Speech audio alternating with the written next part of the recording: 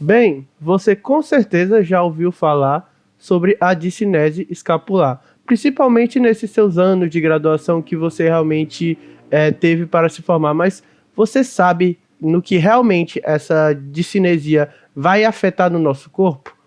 Bem, hoje eu estou aqui com o João Barbosa e ele vai falar um pouquinho para a gente sobre isso.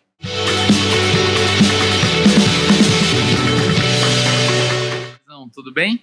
Tudo suave. Bem, antes da gente entrar no assunto, a gente queria só que você contasse um pouquinho sobre você, um pouquinho sobre sua carreira, sobre quem é o fisioterapeuta João Barbosa e sobre como foi essa sua jornada dentro da fisioterapia. Cara, então eu sou formado em fisioterapia fazem 7 anos. Toda a minha formação, desde quando eu saí da faculdade, foi voltada para a área de fisioterapia ortopédica e fisioterapia esportiva. Desde quando eu entrei na faculdade, eu sabia que essa seria a área com que eu gostaria de trabalhar e com que eu trabalharia o resto da minha vida, porque eu sempre pratiquei esporte, né? Inclusive eu fiz a minha faculdade inteira jogando futebol. Eu jogava e ia para a faculdade à noite. Cheguei a jogar futebol profissionalmente, tudo. Então, qualquer variável relacionada à fisioterapia ortopédica ou fisioterapia, e principalmente fisioterapia esportiva, é algo que me estimula demais em trabalhar, em estudar, em entender mais sobre. Inclusive, o tema que a gente vai discutir hoje tem muito relação aí com o ombro de atletas, né? O tratamento de lesões do ombro relacionado à área de ortopedia e principalmente fisioterapia esportiva. Então, sempre foi uma área que me chamou muita atenção. E aí eu cheguei até aqui hoje, né? Com essa base aí de atleta e depois sempre me especializando na área de fisioterapia ortopédica e esportiva. Aí hoje eu dou aula na Faculdade de Medicina do ABC, onde eu sou professor titular da cadeira de fisioterapia esportiva. Eu atendo pacientes, né, no dia a dia, assim, na clínica, no Instituto Trata, que é uma clínica especializada no tratamento das lesões de joelho e quadril, na matriz do Instituto Trata, né, que foi a primeira clínica do Instituto Trata do Brasil, que é em Higienópolis. Faço o treinamento de todos os franqueados aí do Instituto Trata. E trabalho com consultoria com alguns clubes de futebol com relação a estratégias de prevenção de lesão, avaliação pré-temporada, avaliação de força com isocinético, avaliação funcional, com testes funcionais, tudo. Então essa é a minha atuação aí, falando rapidinho um pouquinho sobre a minha vida e como que eu trabalho hoje. Ah, sim. Você é o segundo fisioterapeuta envolvido com o Instituto Trata que participa daqui, viu? Quem foi o outro? Foi a Scarlett? Foi a Scarlett, foi ela mesma. A gente falou sobre dor patelofemoral com ela. Muito gente fina. Sim. Também. Ela curte muito, né? Uhum. Essa. E você até confirmou minha teoria, sabe? Você falando um pouquinho sobre você agora, que a teoria é que 90% pelo menos dos fisioterapeutas esportivos envolvidos com esportiva foram atletas que não deram muito certo ou que por algum eventual motivo desviaram do caminho. A gente teve... São atletas frustrados, todos, tudo atleta frustrado. A gente teve o Márcio Quirino, que até esse momento não foi ao ar ainda. Ele é fisioterapeuta de um clube daqui da cidade da gente, do Botafogo da Paraíba, e ele foi a mesma coisa, só que o problema dele foi mais questão de lesão, que aí acabou afastando ele e ele veio para esse segmento também. Enfim, confirmando minha teoria aqui. Todos. Aí você pega a galera que trabalha com basquete, os caras que jogaram basquete e não continuaram jogando, foram para fisioterapia. Galera que trabalha com handball, a mesma coisa, pode ver. Comigo mesmo, foi uma lesão que atrapalhou minha carreira. Uma lesão de habilidade funcional que eu não conseguia acompanhar os movimentos dos outros jogadores, aí acabou desviando ali do foco. Parecia que você tinha o pé do Curupira, 2 pés esquerdos. Desse jeito. Ele, desde a cirurgia dele, ele não conseguiu mais jogar bola. A cirurgia de cesárea, né? Mas, enfim, vamos agora então falar sobre o que João realmente veio, né? Que é sobre a discinese escapular E, João, é um assunto que eu tenho muitas dúvidas que eu vejo na faculdade, a gente escutando a discinese de diferentes formas, de, de diferentes aspectos, e sempre fica uma dúvida na nossa cabeça, que é no que realmente ela vai implicar na biomecânica, no nosso corpo como um todo. E é com isso que eu vou até começar a minha primeira pergunta. Porque até onde a gente sabe, a cinesia escapular, como o próprio nome já diz, é uma alteração da cinesia da escápula, ou seja, é uma alteração de movimento, né? Por- Uhum. Porém, eu imagino que a forma como a gente deve tratar vai estar diretamente relacionado com a origem dela, não é? E é já Sim. com essa pergunta que eu começo para você, que é quais são as origens mais frequentes? E eu imagino também e até faço essa pergunta, se essa origem ela é muito diferente do atleta para uma pessoa comum, ou se elas estão diretamente relacionadas também. Sim.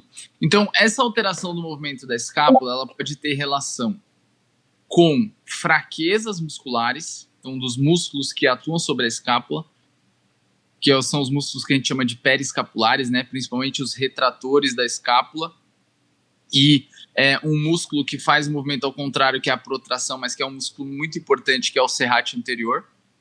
Então, pode ter relação com fraqueza desses músculos, mas pode ter relação com uma lesão de nervos que atuam sobre esses músculos. Por exemplo, se você tem uma ruptura do nervo torácico longo, que é o nervo que inerva o serrátil, o indivíduo tomou um tiro, ou ele sofreu um acidente, rompeu esse nervo em traumas, né, uma lesão do plexo braquial. Você pode ter uma diminuição da ativação do controle desse músculo, automaticamente ele não trabalha sobre o movimento ali de controle da escápula e pode levar a uma alteração de movimento também. Assim como hoje se fala muito sobre a variabilidade do movimento, né? Então, não necessariamente o indivíduo que ele é forte, tem uma boa capacidade muscular, nestes grupos musculares especificamente, não significa que ele não possa ter também uma alteração do movimento, porque o movimento ele não depende só de força, né? Ele depende de controle, de adaptação ao gesto com que ele está sendo exposto. Então a gente acaba avaliando o seguinte: o indivíduo apresenta a discinese. O que pode estar influenciando para que esse padrão esteja alterado? Diminuição de força ou algum déficit de controle neural específico de uma lesão do nervo mesmo, que inerva aquela determinada musculatura, assim como uma alteração neural voltada para a capacidade de realizar um movimento, né? De se adaptar àquele movimento de diferentes formas, que é o que a gente chama de variabilidade do movimento. Perfeito. E, professor, uma coisa que eu tenho dúvida e que eu vi recentemente uma discussão relacionada num post numa página no Instagram, que é: a discinese, ela deve sempre ser corrigida? Não. Então é o seguinte, antes da gente entrar nesse ponto, é legal que a galera entenda de onde veio a discinese, né? Não sei se vocês vão entrar nesse ponto aí, mas de onde veio essa ideia, né? Essa loucura de ficar olhando para a escápula o tempo todo em qualquer lesão de ombro, de cotovelo e tal. Lá nos anos 2000, em 2003, o Kibler, que é um pesquisador muito renomado aí nas lesões de ombro, ele teorizou que se você tivesse alguma alteração de movimento da escápula, isso poderia gerar algumas lesões no ombro, principalmente aumentando a impactação ali do acrômio sobre a cabeça do húmero em extremos de amplitude de movimento, o que geraria um estresse muito grande sobre os tendões, a bursa, as estruturas que estão ali abaixo do acrômio. Então, ele teorizou que se você tivesse aí essa presença da discinese, né, essa alteração do padrão de movimento, isso poderia aumentar a chance de ocorrerem essas lesões degenerativas, essas rupturas, etc. Então, desde aí, a gente começou a olhar muito para a escápula e começou a observar que, qualquer movimento que seja alterado talvez seja ruim.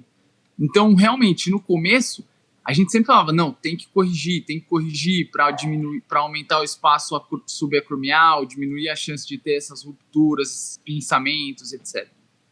Hoje, a gente já sabe que como é um padrão de movimento, você mesmo falou, né, cinesia tem relação com um padrão de movimento, padrão de movimento é uma impressão digital. Então, se eu avaliar a sua forma de arremessar uma bola, de levantar um peso, vai ser diferente da forma do Giuseppe, que vai ser diferente da minha forma.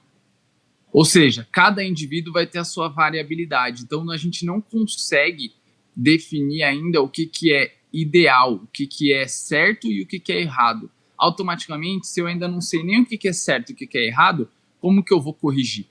Entendeu?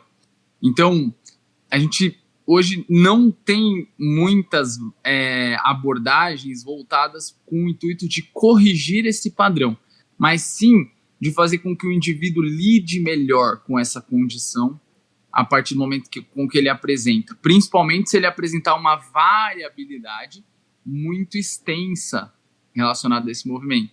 Ou seja, ele tem um padrão assim que é muito diferente, muito fora da curva quando comparado com os outros, entendeu? E aí a gente pode discutir um pouquinho o que seria isso. Perfeito. Então, essa correção, como você mesmo falou, eu entendo que você deva seguir uma série de fatores e realmente entender se aquilo tem uma variabilidade muito grande, como você falou, porém, se for um déficit pequeno, assim, uma discinese discreta, e o paciente não apresentar dor, eu não devo realmente, não tem tanta necessidade de ali fazer uma correção, não é? Então assim, quando a gente pensa em correção, primeira coisa, a gente não sabe nem se a gente consegue corrigir. Então a gente pensou por muito tempo que, por exemplo, se você fortalecer os músculos que atuam sobre a escápula, você corrige discinese. A gente já sabe hoje, né, que para você mudar padrão de movimento, e a discinese é um padrão de movimento, não adianta só você trabalhar força, né? Você tem que trabalhar a tarefa que está relacionada àquele padrão. Então, eu quero mudar a discinese para o indivíduo arremessar uma bola. Vou ter que treinar ele controlar o padrão da escápula arremessando a bola. Eu quero treinar a discinese para colocar a roupa no varal, que seja. Eu vou ter que treinar esse controle da discinese dentro desse gesto específico que é colocar a roupa no varal. Então, primeira coisa, a gente não sabe nem se a gente consegue corrigir isso e quais são as principais estratégias para se fazer isso. Se fala muito sobre estratégias voltadas para o aprendizado motor, de exposição ao movimento, com pistas externas e etc. A gente nem sabe se a gente é efetivo em fazer isso.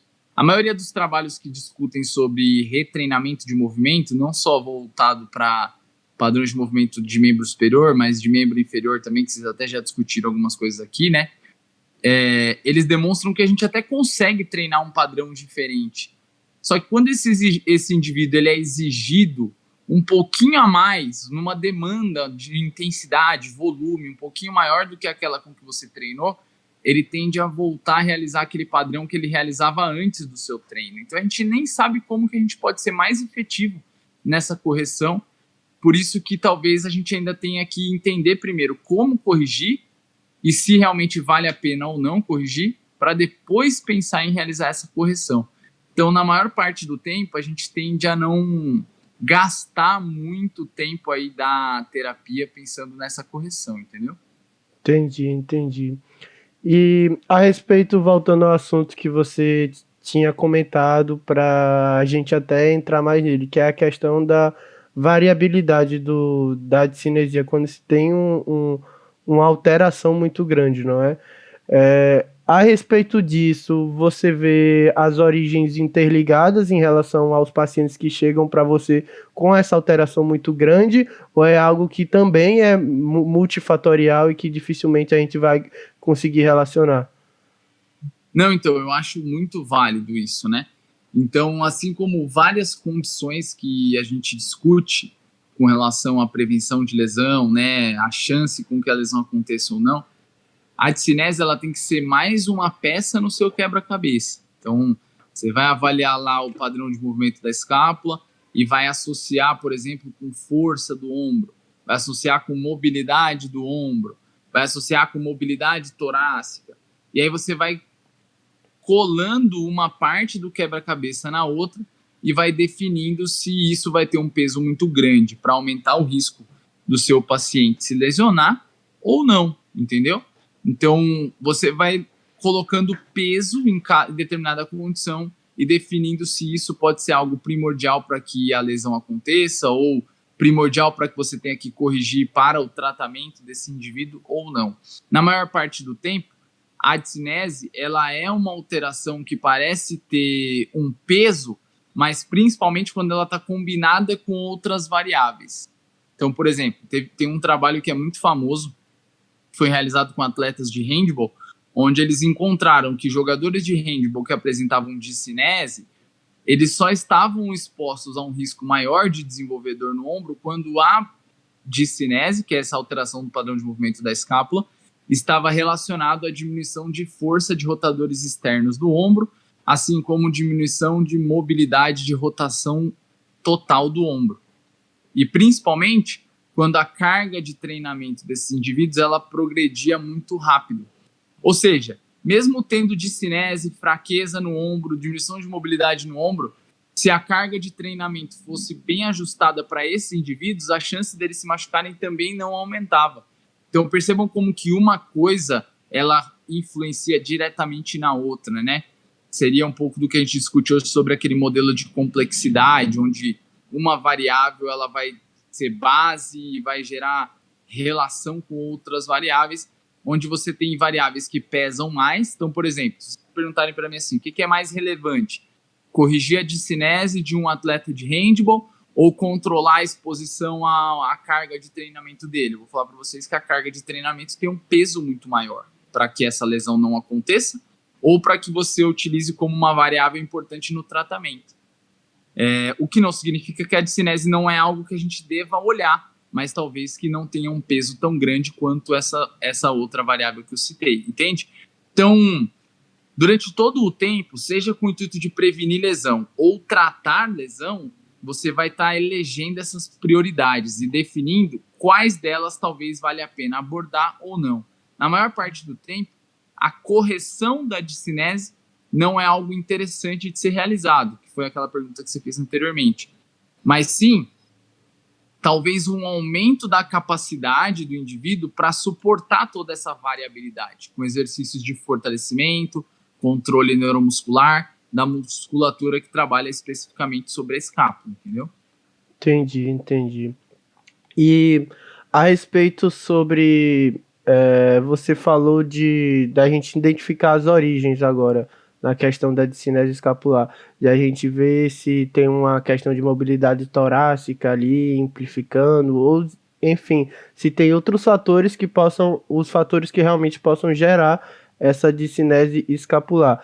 E a respeito sobre raciocínio clínico na avaliação ainda, como a gente deve fazer esses segmentos? Como a gente consegue compreender o que é que realmente vai estar gerando essa discinese?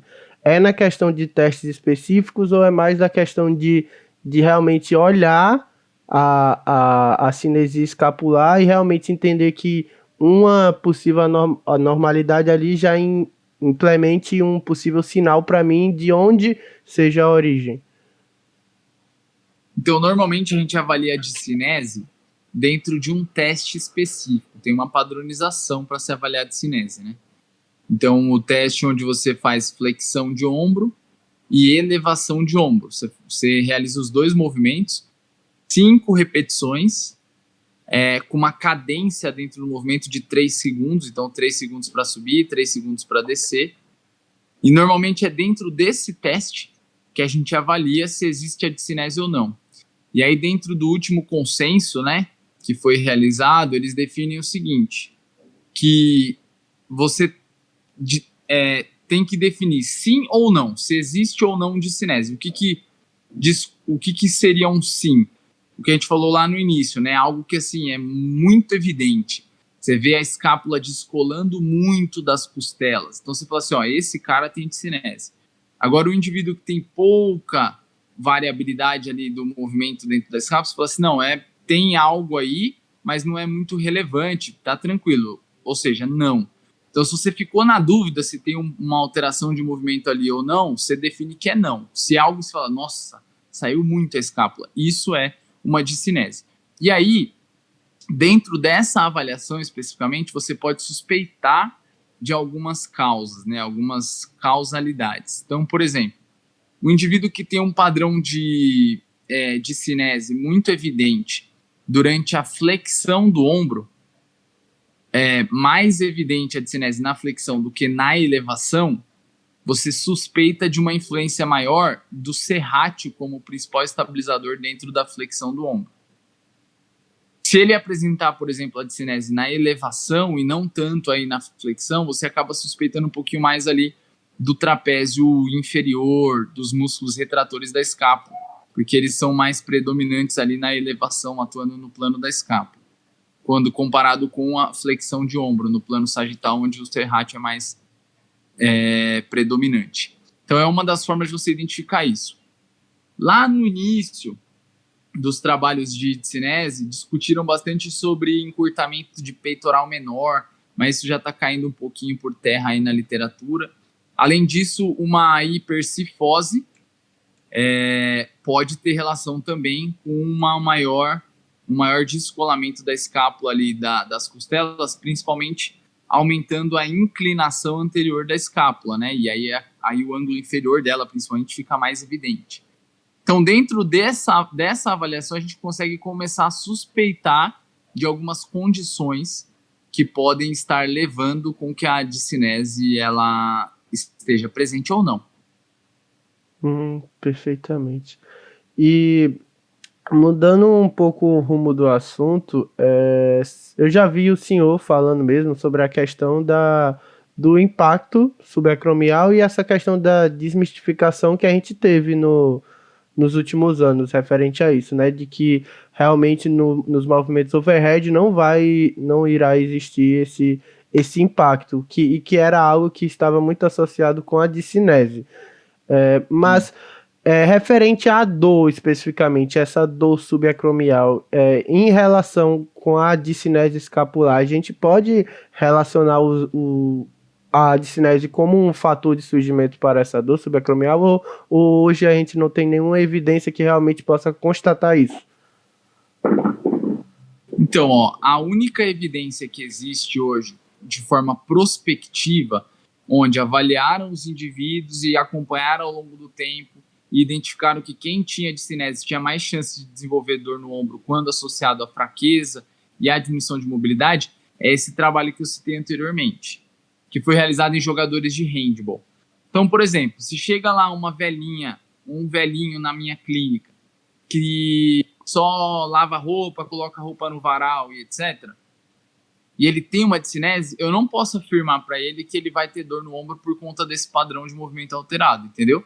Agora, se chega um jogador de handball e eu observo que além da discinese ele tem lá a fraqueza dos músculos rotadores externos do ombro e a diminuição da mobilidade total de rotação do ombro, eu posso afirmar para ele que ele tem uma probabilidade maior de desenvolver dor no ombro do que um indivíduo que não apresenta essas condições.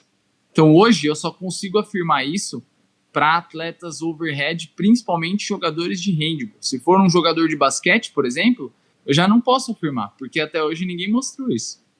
Então, perante a literatura, ainda ela é muito escassa. Então, perante a literatura, eu não posso afirmar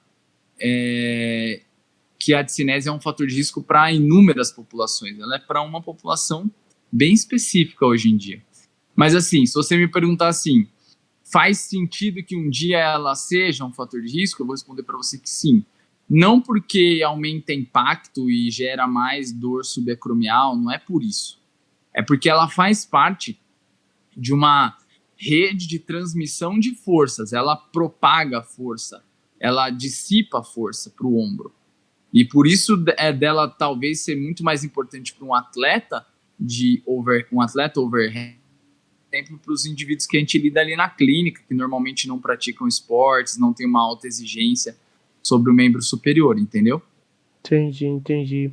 Então aí eu acho que entra muito a questão da gente, principalmente quando for lidar com esses atletas, a gente ter aquele olhar e aquela percepção de talvez ter cuidado com essa discinese e entender, mas que não necessariamente a gente precise implementar ali diretamente na nossa conduta, que a gente deva agir diretamente ali. Não, eu acho que tem que agir, mas a forma de agir não é corrigir o padrão de movimento. Porque, como eu falei no início, a gente nem sabe como que faz isso ao certo, nem sabe se o que a gente faz para isso é realmente o ideal. Mas como que eu atuaria? Então, assim, pô, João, então aparece lá um jogador de handball lá na sua clínica com essas condições, o que você faria? Eu faria um programa de ganho de capacidade muscular nesses músculos periescapulares, principalmente trapézio inferior e serrátil anterior, que são os dois principais músculos aí, estabilizadores da escápula, especificamente em atividades overhead. Então, essa exposição ao gesto overhead é algo primordial. E, além disso, todo outro trabalho dos músculos estabilizadores do ombro, que estão envolvidos nessa atividade acima da linha da cabeça. Então, assim, apesar da gente saber hoje que o impacto, seja com discinese ou sem discinese, ele não acontece em amplitudes acima da linha da cabeça, que é onde normalmente esses esportes overheads trabalham, então ele não parece ser algo preocupante. Indivíduos que trabalham acima da linha da cabeça, eles têm mais chance de ter dor no ombro. E aí é bem provável que essa chance não tenha relação com o impacto mesmo, porque já tem trabalhos biomecânicos que mostram que o impacto acontece até em amplitudes menores, mas sim com a demanda que está exposta sobre o ombro. E a escápula, ela é uma região importante para dissipar essa demanda, essas cargas que são impostas sobre o ombro dos nossos atletas ou dos nossos pacientes não atletas.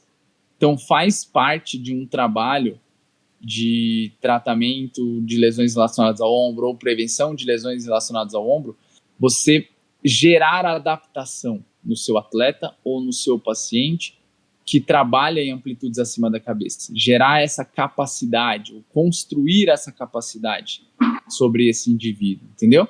Então, assim, apesar de não ser algo que parece ser um fator de risco, quando isolado, quando combinado com outras variáveis, principalmente com o trabalho acima da linha da cabeça, é algo que começa a ter um peso maior. Então, a gente tem sim que atuar em cima disso, mas não necessariamente mudando a forma com que o indivíduo se movimenta, mas sim fazendo com que ele suporte essa variabilidade com maior capacidade, entendeu?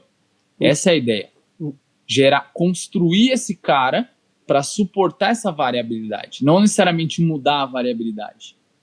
Entendi. Então, não seria atuando diretamente na discinese, mas sim adaptando para que o indivíduo consiga trabalhar e se ter um controle de força melhor, estando com a variabilidade, correto? Exato. Então, assim, como a gente não sabe o que é certo ou errado no movimento, não tem como eu falar assim, ó, dona Maria, a sua escápula saindo assim, ó, tá tudo errado. Ela tem que ser assim. Não sabe. Apesar de a gente existirem teorias biomecânicas do que seria o ideal ou não, a gente não sabe o que é o certo e o que é errado, por conta dessa variabilidade, né? Então, como eu não sei o que é certo e o que é errado, o que a gente faz hoje é que quando existe uma variabilidade muito grande, o cara tem um padrão muito fora da curva comparado com os outros, significa que talvez ele tenha menor capacidade de dissipar energia naquela articulação, de armazenar energia e depois dissipá-la em forma de capacidade, por exemplo, de arremesso ou de levantamento de um peso e etc. Depende de com quem você está lidando. Então, parece que, como a gente não sabe o que é certo ou errado, e a gente nem sabe como corrigir o movimento ao certo, na melhor estratégia, parece que preparar esse indivíduo para suportar essa variabilidade é mais interessante, principalmente gerando trabalhos acima da linha da cabeça, que é o que ele vai encontrar no dia a dia dele, entendeu? Então, no caso, seria interessante trabalhar a questão do, como se fosse o ganho do, vamos supor, ele teve uma demanda, né, um aumento da demanda do gesto esportivo que ele teve. A gente sabe que ele apresenta uma discinese, mas não é nada muito fora da curva. Então, a gente trabalharia, no caso, como se fosse para aumentar esse limiar dele, para suportar mais a execução daquele movimento. Essa demanda. É isso aí. E aí, assim, um indivíduo que tem a discinese, fraqueza no ombro, diminuição de mobilidade, as capacidades físicas dele, né, mobilidade, força, controle neuromuscular, padrão de movimento, são menores. Ele tem menos capacidade, automaticamente ele suporta um incremento de demanda menor. Então, como que eu vou construir esse cara para suportar um incremento de demanda? É exatamente impondo as cargas sobre o ombro dele, né? Então, assim, o cara tem discinese, putz, tá morto, não vou jogar carga mais. Pelo contrário, talvez seja um cara que ele precise até de uma adaptação maior do que outros que não tem uma variabilidade tão grande, entendeu? Que não tem um padrão tão alterado. E se ele apresenta esse padrão alterado, talvez ele tenha menos capacidade de se adaptar às cargas quando elas forem impostas. Então eu tenho que ficar mais de olho como eu vou impor essa carga, ficar em contato ali com o preparador físico dele, com a equipe de treinamento, e discutindo como que essa carga vai ser incrementada, entendeu? Então creio que até quando o atleta vier lesionado para a gente, quando a gente for elaborar o nosso protocolo de tratamento, a gente tem que ter muito cuidado nessa exposição de carga que a gente vai colocar para o nosso atleta, não é? Não tenha dúvida, não tenha dúvida.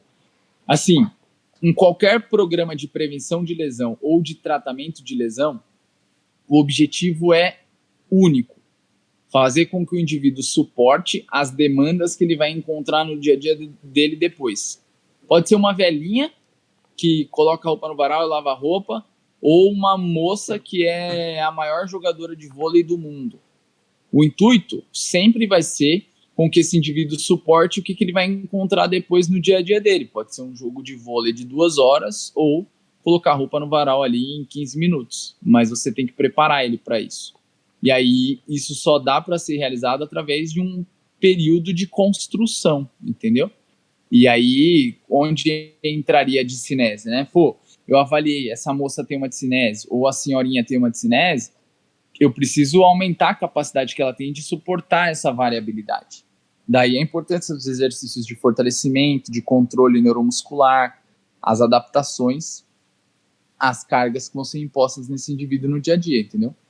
E acredito que a questão da especificidade para ele, como você trabalhou falou de questão de trabalhar sobre o que ele vai necessitar, ou seja, trabalhar sobre a demanda dele é extremamente importante nessas situações. Com certeza. E eu diria mais, dentro do que você me perguntou no início, né? Como avaliar, né? É a mesma coisa. Você também tem que levar em consideração a especificidade. Então, assim, eu quero entender por que aquela moça tem dor na hora que ela vai arremessar a bola. Você precisa olhar ela arremessando, entendeu? Você precisa ir lá para a quadra, filmar ela por trás. Se o braço dela está muito abaixo, muito acima da linha do ombro, se ela está tirando carga daquele ombro porque não tem confiança. Você precisa filmar se a escápula dela, por exemplo, sai muito além do grádio costal quando comparado com outros atletas do mesmo esporte. Filmar de lado, por trás, entender como que ela está realizando aquela demanda, entendeu? Como que ela está suportando essa demanda, se ela está sendo eficiente ou não. E, às vezes, uma avaliação dessa, voltada para o padrão de movimento da escápula, do ombro, etc., é mais importante do que aquela avaliação clássica da discinese, de ficar fazendo flexão de ombro, elevação de ombro só. Porque, às vezes, não é um gesto que ela faz no dia a dia, né? Não é um gesto que tem relação com a especificidade, a individualidade dela. Então, uma grande crítica hoje com relação à discinese é que a gente avalia todo mundo igual. Então, a velhinha lá que põe roupa no varal, eu avalio exatamente igual eu avalio a moça que joga handball, que joga rugby. Então, a gente precisa tentar começar a deixar essas avaliações também um pouco mais individualizadas, específicas. Se a gente falar tanto de um trabalho hoje específico, individualizado, a avaliação também não pode ser diferente. E essa avaliação em si, ela não parece ter um grau de funcionalidade tão grande, porque não é algo funcional do nosso dia a dia. Então acredito que é aí que entra essa questão que você falou da especificidade, de você entender o movimento que vai gerar demanda para aquela pessoa, seja ela uma velhinha que coloca a roupa no varal, ou seja ela um atleta de handball que realmente vai necessitar de uma demanda maior ao longo de sua carreira. É isso aí, tem que levar isso em consideração. Isso é primordial e poucas pessoas conseguem fazer isso no dia a dia ali da clínica, entendeu? De realmente trazer a realidade do indivíduo para dentro do seu consultório. E isso é primordial na reabilitação, principalmente se for uma reabilitação voltada para o esporte. E é algo também que a gente não vê tanto, pelo menos falando na experiência da gente, dentro da faculdade em si. A gente encontra isso mais realmente quando a gente vai buscar conteúdo fora e tal. Pelo menos eu e o Nicolas, a gente teve o privilégio de participar de um projeto de extensão de esportivo onde a gente pegava muito atletas de vôlei, que do time lá da faculdade, e era algo que o professor sempre relatava pra gente, que pergunte a posição dele. A primeira coisa quando você for fazer sua avaliação é pergunte a posição dele e estude esse esporte para você realmente entender qual é a função dele dentro daquele jogo. E algo que realmente mudou um pouco minha cabeça e a percepção em relação aos atletas foi quando eu fui na quadra e realmente acompanhei eles jogando e eu, caralho, olha como ele aterriza, é por isso que ele talvez tenha essa sobrecarga no joelho. Olha como ele tá inclinando para fazer aquele saque. Talvez foi quando eu fiz essas percepções, essas relações entre a biomecânica dos jogadores, a biomecânica funcional deles, ou seja, eles realmente desempenhando suas funções para o que eles vinham relatando para a gente. Depois foi quando a gente pôde trabalhar melhor sobre essas questões. É exatamente isso, é isso aí. Então, assim, o fisioterapeuta ele tem que estar na quadra. Se ele não trabalha no esporte de quadra, trabalha com um idoso, ele tem que entender o dia a dia daquele idoso. Porque, assim, eu falo isso bastante nas minhas redes sociais, no meu Instagram, nas minhas aulas do YouTube. Então, a fisioterapia é uma profissão do movimento. O paciente, seja ele um jogador de vôlei, ou um senhorzinho que trabalha numa fábrica, ou um senhorzinho que fica o dia inteiro em casa sentado, ele só vai te procurar na clínica ou num clube, se você trabalhar num clube e tal, ele só vai procurar para resolver o problema dele se não é simplesmente porque ele tem dor. É a partir do momento que aquela dor impacta em alguma atividade funcional dele, ele vai te procurar. Então, eu tenho dor e não consigo mais cortar a bola no vôlei, não dá, eu não estou conseguindo jogar, não consigo fazer nem ponto mais, porque eu não consigo cortar forte. Eu tenho dor, mas eu não consigo mais lavar a minha louça e colocar no armário. E é exatamente isso que você tem que resolver. Eu falo bastante sobre isso, né?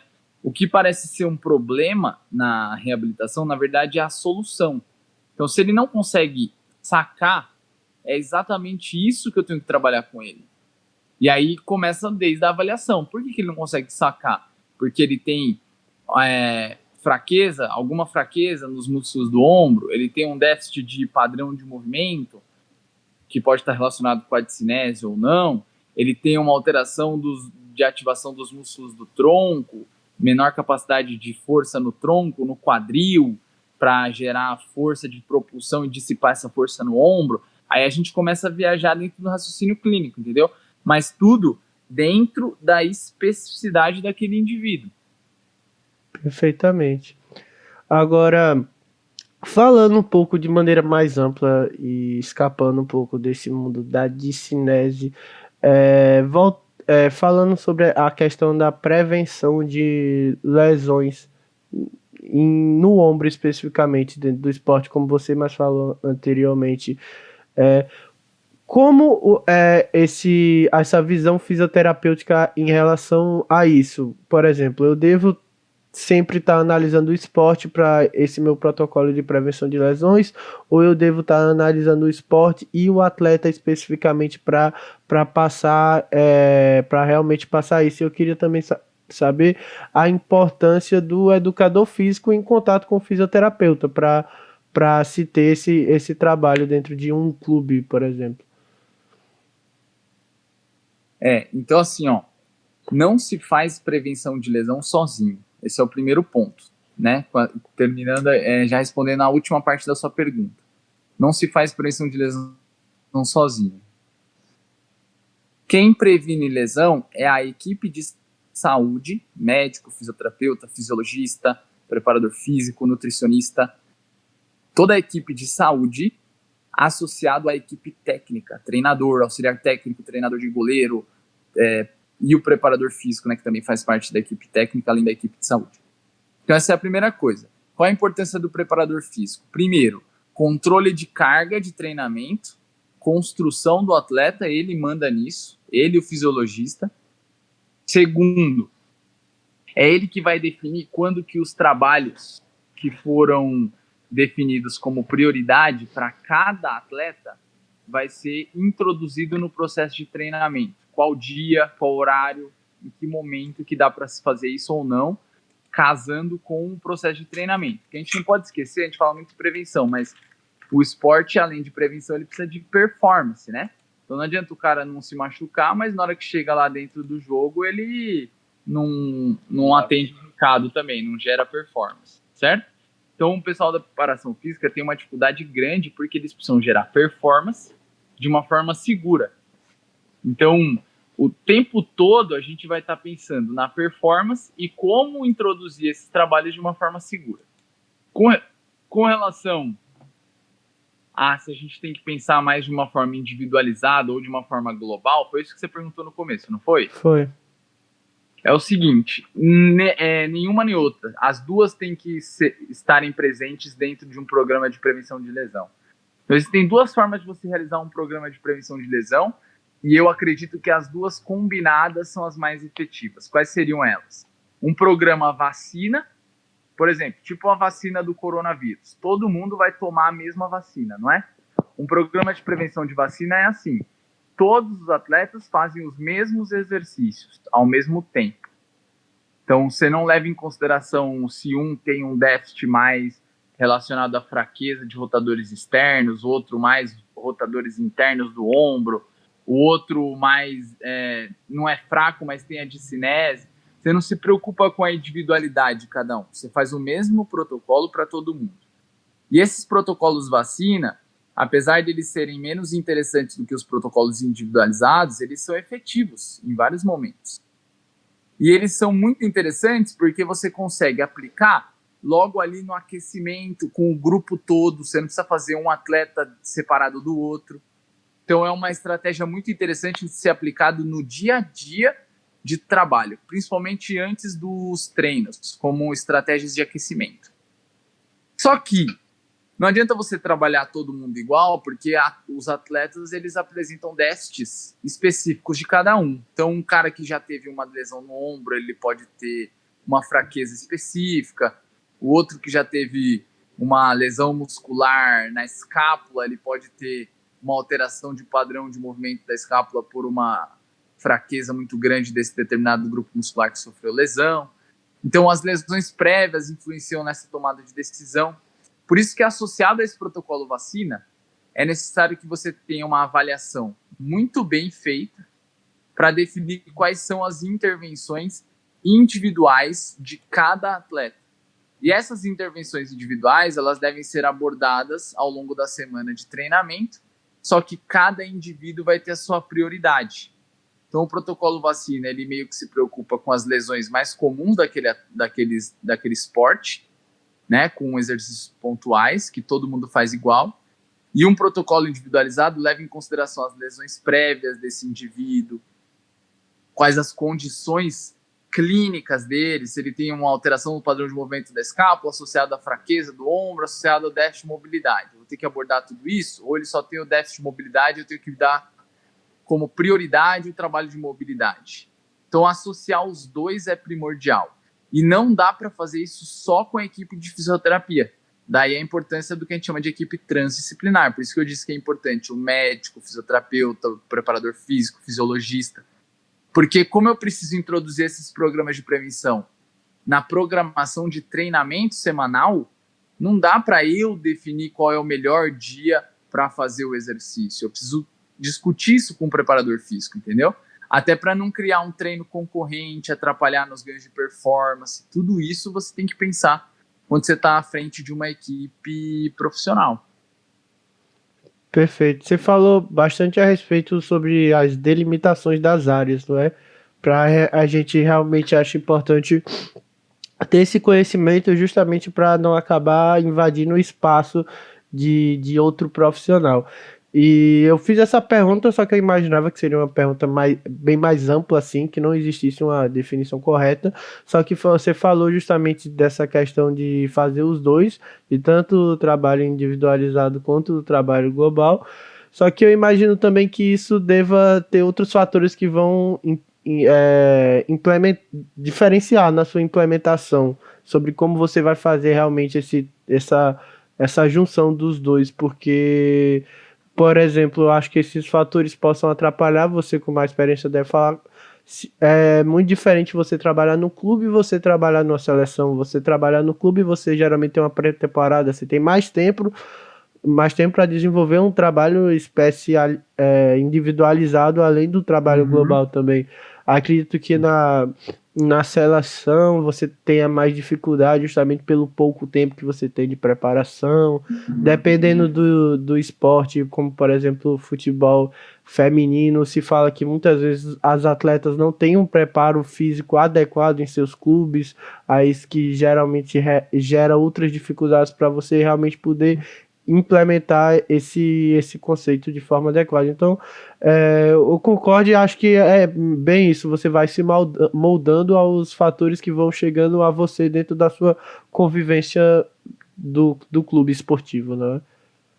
Sim, é isso aí. Você tem que entender a sua realidade também, entendeu? Uhum.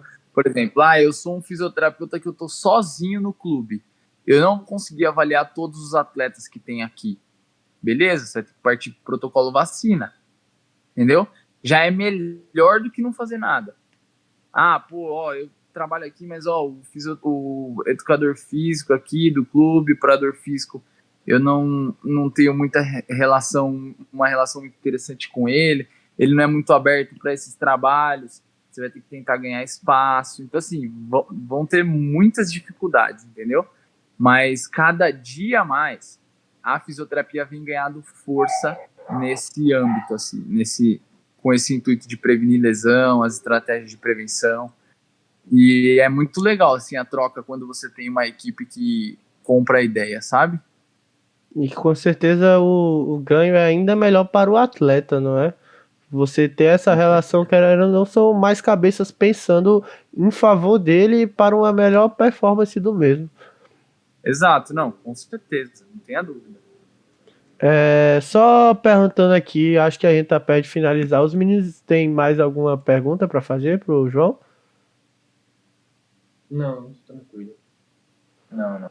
Tô tranquilo. Basicamente ele já sanou as dúvidas antes de eu precisar perguntar. Já foi faltando, foi perfeito. Falei pra caramba, né, meu? Isso é bom, perfeito. João, eu queria que você pudesse passar um recado, que é geralmente o que a gente pede para os nossos convidados, que é um recado que vai servir para muitas pessoas que estão escutando esse podcast, mas que vai servir para a gente também. Um recado para quem está na graduação, para quem está perto de terminar, ou seja, quem iniciou agora. Se você pudesse passar um recado para esse João de 10, 11 anos atrás, o que é que você falaria?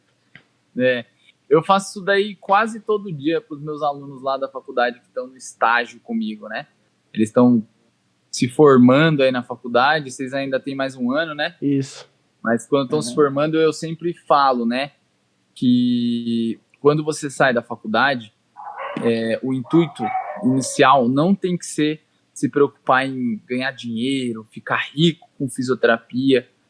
O importante, assim, o primordial, que eu tenho certeza que vocês já estão fazendo só pelo fato de terem essa ideia do podcast e tudo, é que vocês busquem se aprimorar, tá? Então, nesses primeiros anos aí, busca criar-se uma boa base de conhecimento teórico, de mão na massa mesmo, conhecimento técnico, de pegar a mão mesmo, de atender, lidar com problemas, vários problemas que a gente estava discutindo aqui, que vão aparecer no dia a dia, não só relacionados à fisioterapia, mas lidar com outras pessoas, estar dentro de uma equipe, discutir. Então, assim, tentem buscar se aprimorar com relação a isso. Conhecimento teórico e conhecimento prático. Ou seja, se tiver que fazer um estágio lá que você não vai ganhar nada, e você acha que você vai aprender um monte porque tem um cara fera lá que você pode sugar tudo dele, faça isso. Ah, mas putz, se eu tiver que ir aqui, eu vou perder um trabalho que eu vou ganhar R$ 2.000 lá. Cara, se você acha que você vai aprender mais não ganhando nada nessa fase, é mais importante isso do que ganhar ali um pouquinho, R$ 2.000, R$ 3.000. Às vezes o pessoal não vai para a área que curte ou que gosta de estudar, de se aprimorar, porque fala, apareceu um trabalho lá numa outra área lá, que eu me formei agora, apareceu um trabalho numa outra área, eu vou para lá porque eu estou precisando de grana e tal. Por mais que você esteja precisando de grana, que eu sei que é difícil essa fase aí, onde sai da faculdade, fica um tempo sem trabalhar e tal, tenha sempre um plano na sua mente. Então, assim, eu preciso me aprimorar. Eu não consigo, por exemplo, pagar uma pós-graduação agora, mas aí eu vou trabalhar com outra coisa, mas daqui a 1 ano, 2 anos, eu guardei o dinheiro e eu vou fazer essa pós. Então, assim, busquem se aprimorar na área que vocês curtem. Tanto faz, esporte, ortopedia, se for neuro, o que seja. Busquem se aprimorar. Como que você faz isso? Através de pós-graduações, especialização, residência, o que seja, o que você achar que é mais interessante para o seu dia a dia, o que você quer buscar na sua carreira. E o principal foco não é ganhar dinheiro nessa fase, porque todo mundo fica nessa, né? Agora eu vou ganhar dinheiro, agora eu vou ficar rico, se me formei eu vou ficar rico. Não vai. E é em cima dessa base que você vai criar quando você sair da faculdade, que aí, lá na frente, você vai começar a conquistar aí os seus planos aí individuais e pessoais. Mas antes, cria uma boa base, entendeu? Se aprimore, seja um fera naquela área, que depois as oportunidades elas vão aparecendo naturalmente. As próprias oportunidades te procuram. Então aí que a gente vê, né, que quando a gente forma a questão de pensar a longo prazo é bem mais importante do que pensar ao curto prazo, né? Que essa capitalização de conhecimento é bem mais importante do que a capitalização financeira, porque você pode, às vezes, acabar trocando um emprego que vai gerar mais renda por um que vai gerar mais conhecimento, porém, daqui a 2, 3 anos você pode ser demitido, e esse conhecimento que você adquiriu, ninguém realmente pode tirar de você. Tem um aluno meu da faculdade que ele gosta muito de uma frase que ele sempre fala para mim, né, que eu falo direto para eles. Eu falo assim, você pode ser o cara mais rico do mundo, ter a vida mais feliz do mundo. Se eu quiser, eu consigo tirar tudo isso de você. Então, se eu quiser, eu tiro a sua mãe de você, seu pai, sua namorada, tudo que você tem de melhor na sua vida eu tiro de você. Seu emprego eu posso tirar de você. Mas o que tem aí dentro da sua cabeça, o que você construiu aí dentro, ninguém tira. Então, tipo assim, se amanhã ou depois eu perder tudo na minha vida, eu consigo começar tudo de novo, porque tá tudo aqui, entendeu? Então, essa fase inicial de aprimoramento, de criar uma boa base de conhecimento, ela é primordial. Então, eu falo bastante sobre os meus alunos da faculdade. Pô, vocês vão sair, às vezes arrumam um emprego bom lá, vou fazer um monte de plantão, vou ganhar R$ 10.000 por mês. Pô, bom pra caramba, acabou de se formar, ganhar 10 conto por mês. Aqui em São Paulo tem gente que ganha isso, fazendo plantão. Só que você vai ganhar isso daí o resto da sua vida e você vai ter que se matar o resto da sua vida para ganhar isso. Se você pensar a longo prazo, pode ser que lá na frente você ganhe 10 vezes mais, 40, 50, 100 mil reais. Trabalhando 10 vezes menos. Você construiu e trabalhando muito menos. Então, pensem sempre nesse longo prazo. Você falou muito bem. Pensem no longo prazo, crie uma boa base agora, porque quando as oportunidades começarem a aparecer, e elas nunca aparecem logo de cara quando você se forma, elas demandam um tempo para aparecer. Você tem uma boa base e você vai saber aproveitá-las. Então lembra disso. Eu posso tirar o podcast de vocês, posso colocar no meu nome se eu quiser, mas aí, com tudo que vocês aprenderam aí, vocês conseguem criar um outro e fazer ele voar de novo, entendeu? Então ninguém vai conseguir tirar nada que está dentro de vocês. É aquela frase, né? Conhecimento é poder. Mas não é poder substantivo, é o poder verbo. É você poder ser. O que você quiser. Exatamente. É o poder ser livre. Então, Exatamente. É exatamente isso. Muito obrigado, João. Obrigado realmente por sua ilustre presença. A vocês que estão escutando, façam o FTO, fazendo a propaganda aqui. Meu curso online. Mas o João tem o curso online dele sobre reabilitação no ombro. E se você quiser falar um pouco a respeito, João, aproveitar para divulgar aqui. Com certeza no seu Instagram tem mais gente, mas talvez aqui ainda tenha um públicozinho também. Não, lógico, não. Quem quiser conhecer um pouquinho mais sobre o FTO lá, pode vir mandar mensagem no meu Instagram. Acho que os meninos devem deixar aí, né, na descrição. Pronto, deixa. Instagram, assim. E pode mandar mensagem para mim lá, mas o FTO é a fórmula de tratamento do ombro, né? Um curso online que eu criei. Tem mais de 13 módulos, 14 módulos agora. Bem provável que mais para frente tenham mais módulos de algumas lesões que eu estou incluindo.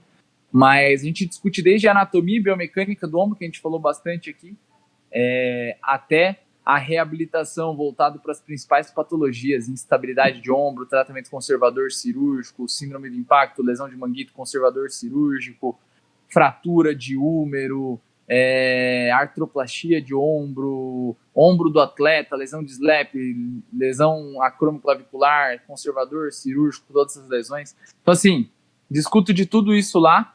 Se alguém tiver interesse aí, quiser participar, vai ser um prazer ter vocês lá comigo.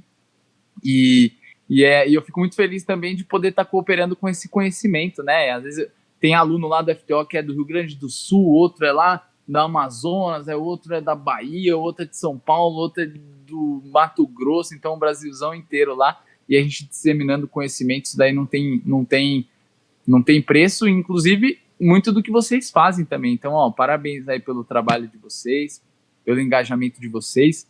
No comecinho, assim, é difícil, né? Parece que não tá dando muito resultado, mas é o que a gente tá falando, é longo prazo. Então, o que parece hoje ser muito difícil, daqui a 2 anos, as pessoas vão achar assim, nossa, os caras estão voando, tal, vão achar que foi fácil, que isso acontece do dia pra noite, e realmente essa fase aqui é na hora que muita gente desiste, né? Nesse comecinho. Então, pega firme aí, eu tenho certeza que vocês vão voar aí com o podcast de vocês, e quando precisarem da minha presença aqui, vai ser um prazer estar com vocês, e continua pegando firme que no final das contas, no final sempre dá certo. Se você quer chegar em algum lugar, não importa de onde você sai, de onde você vem, o que você quer, perfeito. Só continua que você E já fica o convite aí para falar sobre capsulite adesiva aí no próximo episódio. Tema bom. Pode me chamar, eu venho, eu falo. Perfeito. Combinado. Então é isso. Sigam o João no Instagram. Se você quiser saber mais sobre o FTO, é só falar para ele que veio do Biomechanicast, que você paga 50% do valor a mais. E capsulite tem lá também, capsulite. Tem. Tem aula de capsulite. Então é isso. Fica aqui meu muito obrigado, João. E até o próximo episódio. E você que está escutando pelo Spotify, você também pode nos assistir pelo YouTube. Você que está nos assistindo pelo YouTube, você também pode escutar pelo Spotify. Então é isso e até o próximo episódio.